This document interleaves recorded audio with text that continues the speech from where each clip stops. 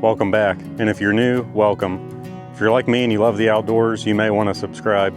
In this channel, I don't hunt with a gun and I don't hunt with a bow, I hunt with a hawk. And as the seasons change, I fish from a kayak. These are my passions. And this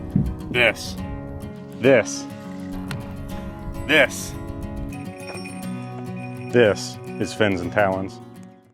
Hey guys, we are going to feed Xena today. I have not given an update in a while on her.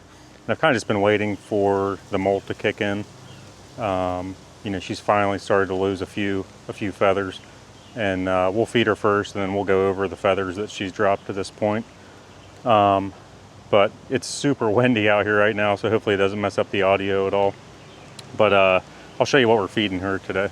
So today we're giving her 2-day-old chicks and a mouse. I try to change her diet up and not just give her the same thing over and over again. These came in on dry ice. I get most of my food from rodentpro.com. They are free shipping over $100 order, and it's pretty easy to go over $100 these days. I remember when $100 at Rodent Pro used to go a long ways. Now it just gives you a couple bags of food. So we do spend some money on the food for the birds, but you don't want to just feed them what you catch throughout the season, like squirrels and rabbits. Yeah, they can probably get by on it, but you want the bird to be as healthy as possible. And really, their primary diet in the wild are mice, like field voles and mice. So I do try to keep mice in the diet. I also feed a good bit of quail in the off season. I get frozen quail also. But it's a really rich food. It really sticks to their ribs. So I don't feed it in the hunting season, because you can give them a small piece of quail and it'll keep them over their hunting weight the next day if you want to go fly. So I feed quail in the off season. It doesn't take much to keep their weight up with that. And I don't want to keep her weight like crazy high. There's just really no purpose to getting them super fat. Some guys just go a few ounces over hunting weight. Xena's hunting weight was anywhere between 43 and 44 ounces. Her best hunting weight is probably between 43 and 43 and a half ounces.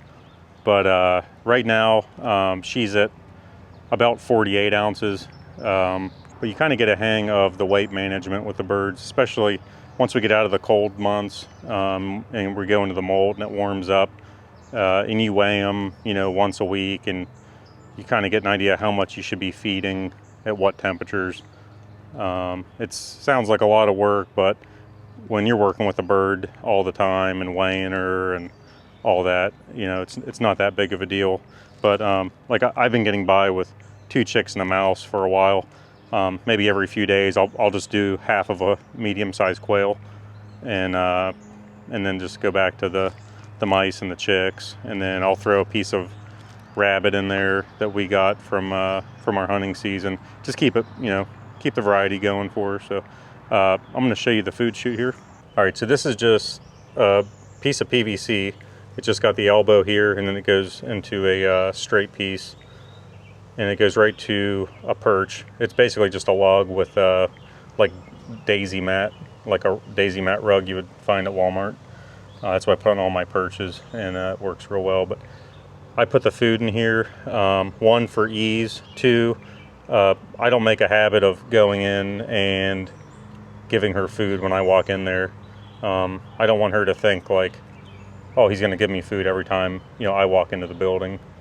So I don't have to worry about her trying to fly over to me, or maybe trying to go for my glove when I walk in, whatever. She just doesn't really associate that. So she knows the majority of her food comes from this chute. I have, on occasion, mostly when she was newer, I've given her a little piece of food just to get her up onto the glove, but 98% of her food comes through this chute. So I've got a camera staged on the inside so you guys can see her grab the food when it comes down. All right, so I just chuck the food in there. I just heard her hit the perch, and I give it a pretty good whip to make sure it doesn't get stuck in that elbow.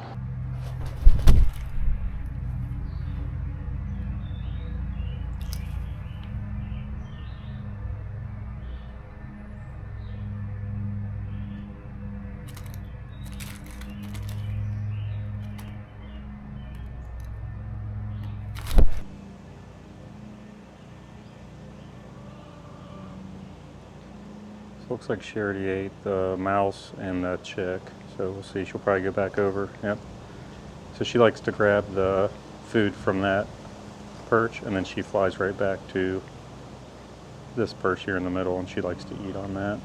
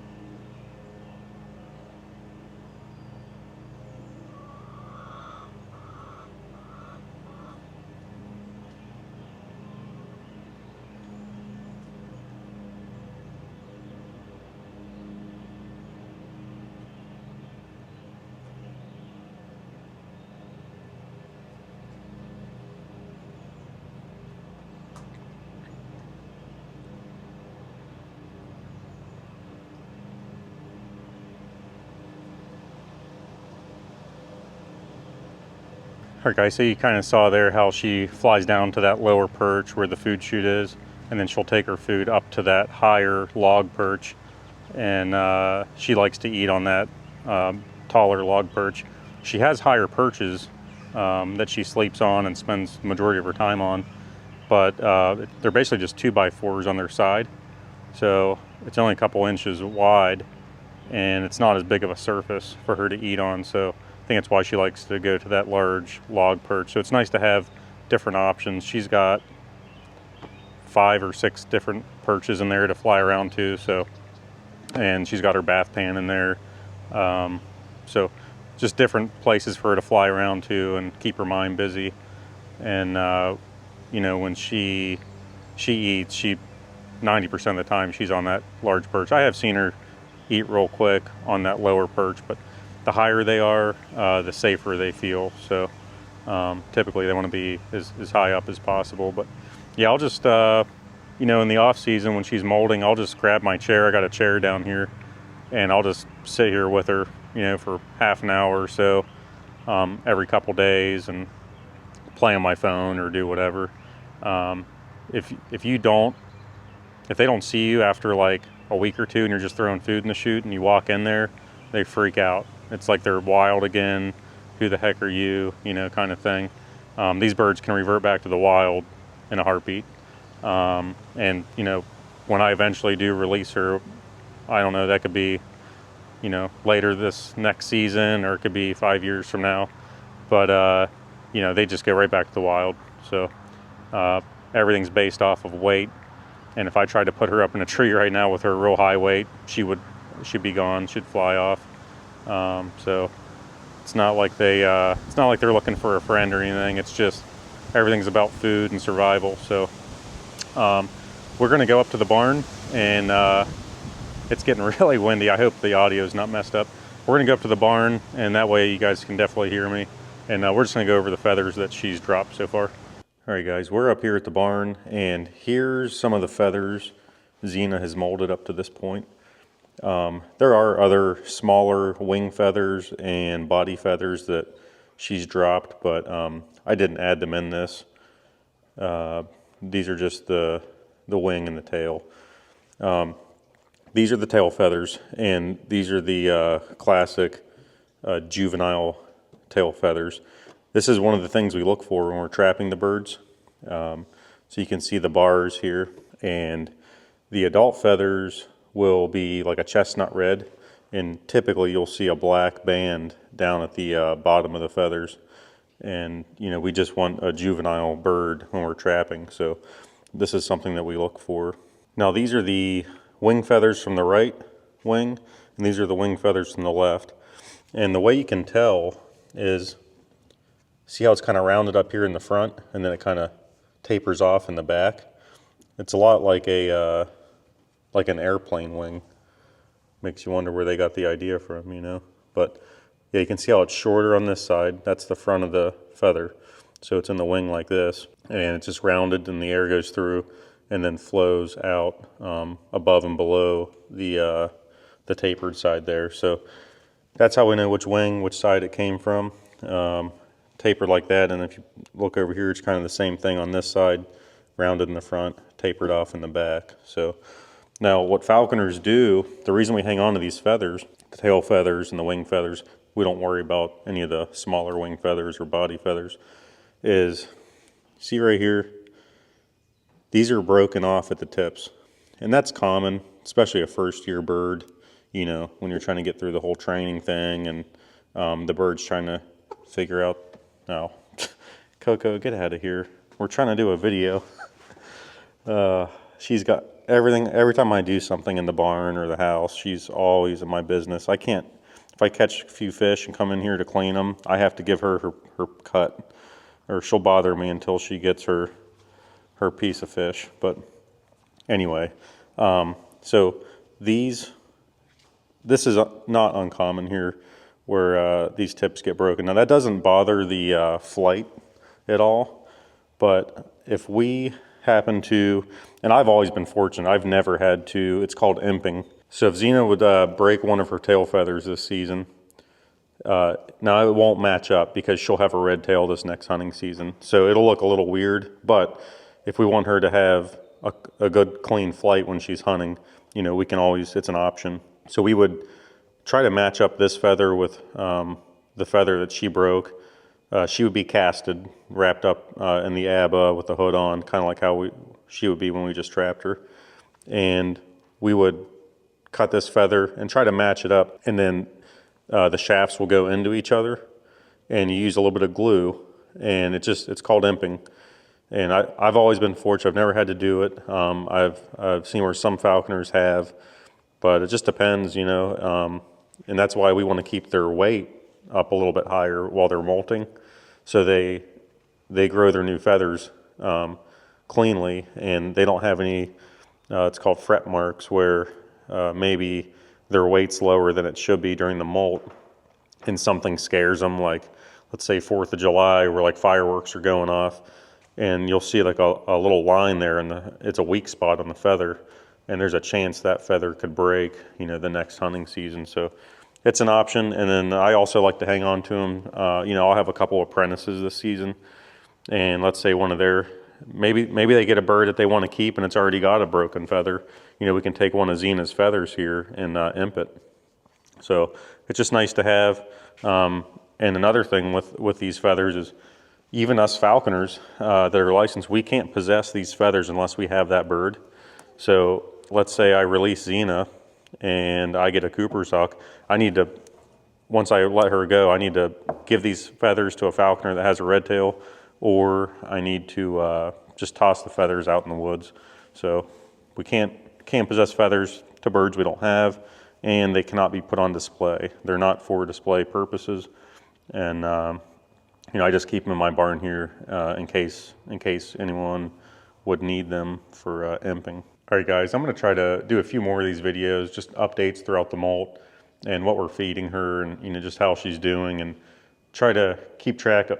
Coco, stop. See what I'm saying? Just try to keep track of what feathers she's dropping. And I'm going to check the video that we had from the camera in her hawk house when she was eating. Maybe while she was flying, I could see you could see like a gap of where her feathers are missing, and we may be able to keep track of that too. And then as time goes on, you'll see the new feathers growing out, especially the tail feathers, the most notable You'll see those chestnut red tail feathers coming down, so that'll be cool. That should probably be here in a few weeks. We'll start seeing that. But yeah, I'll try not to just fire off a ton of fishing videos and forget about my falconry people. But I'll go back and forth and try to add more here as the molt goes on. But trapping season opens August 1st, and normally I'm just messing around, you know, trapping birds for the fun of it. But we're going to have 2 apprentices to trap for, so we're going to be looking for a female red tail for each of them, and then I don't know, I may get a permit for a Cooper's hawk and a kestrel just to drop the trap. I don't think I'm going to. I thought about it before. I'm back and forth. It's a lot of work to have 2 birds and, you know, having a full-time job and everything. So maybe when I retire, I'll get a second bird, but I'm just going to focus on one for right now. But yeah, we'll try to keep track of these feathers and keep a note on the progress of the molt. So appreciate you guys watching. We'll see you in the next one.